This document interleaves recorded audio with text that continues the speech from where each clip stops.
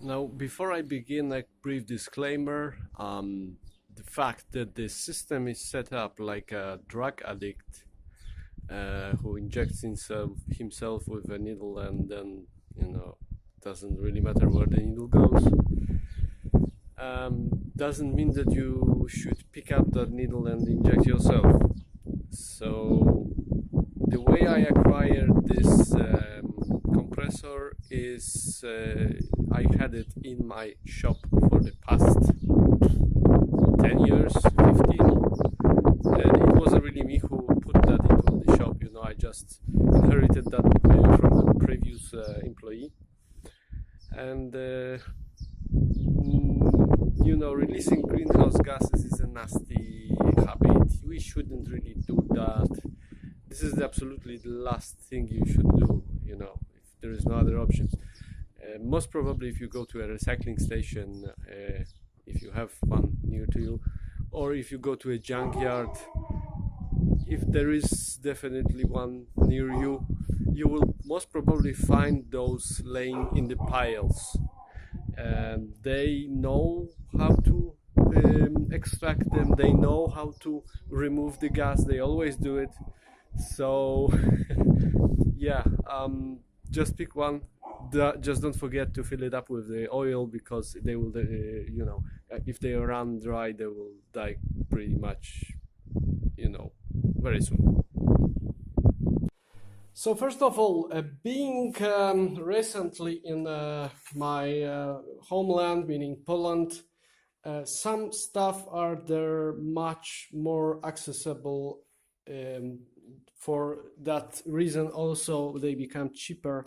So I bought a bunch of spray guns to do my day-to-day work. I'm not working in a, let's say, spray shop, but this could cut my job in half when it comes to time. So I consider it, a good bang for a buck.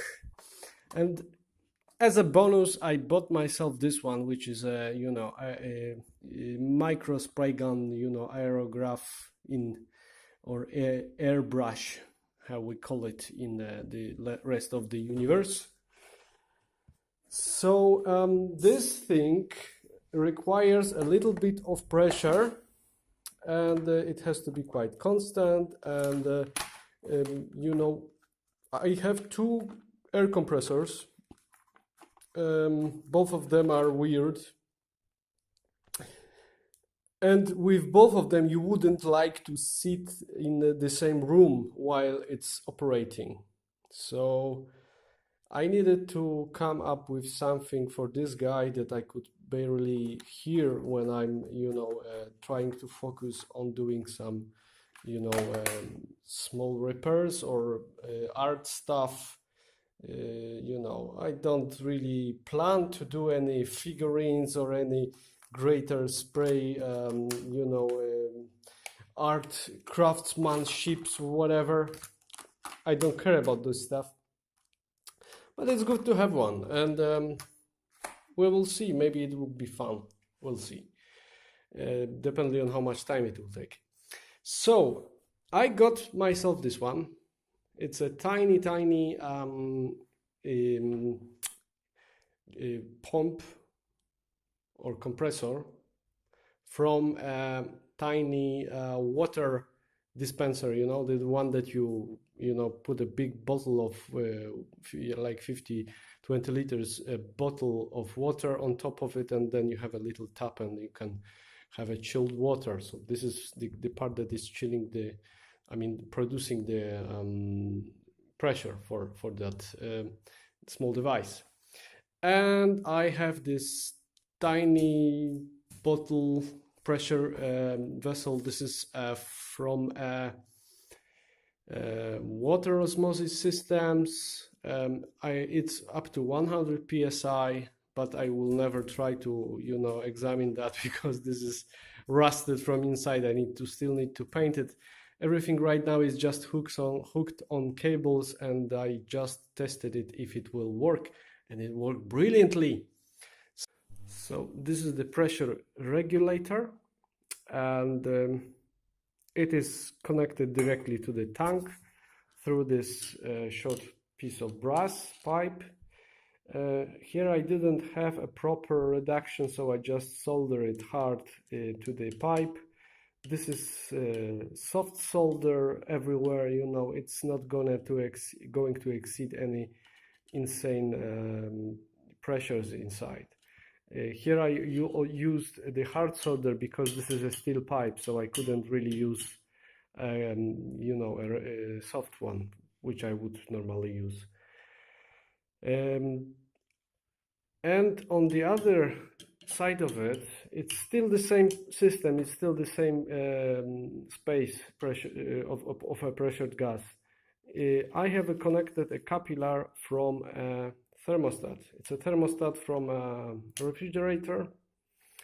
Well, I know you can buy this professional compressor parts quite cheaply, but you know, it's MacGyver engineering. It's not like, you know, channel with manuals showing you how to make it better, or you know, whatever. So this is my the thermostat, and the things how it works is it's on when you have pressure on the piston, and when the pressure goes down, this gets off, which is completely in reverse into what I need over here, because I need this to turn off when the pressure gets up. Unfortunately, it is in reverse, and I tested few of them and all of them work the same, and none of them really had a separate connection for you know, something to work in reverse. They are basically physically built like that. I even took this one apart and checked if I couldn't rebuild it from inside, but fortunately it's that wouldn't be reliable enough for me, for my taste. So to fix that problem, I also connected this relay, and this relay is connected in such a way that initially it's on, and when it gets the electricity from this one on the coil, it switches it off. In this way I can have control over this one. So right now the pressure is going slowly down because, you know, this is not a super tight everything, you know, it's just something that I came up with today afternoon. So when I go down with the pressure,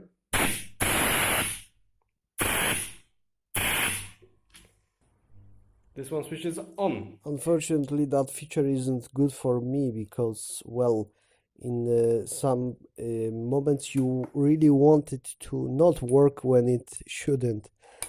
So as you can see, I disassembled this part with a switch, and well, the connection is only on one side. On the other side there is a hole for a set screw, which I decided to use to reverse the operation of that.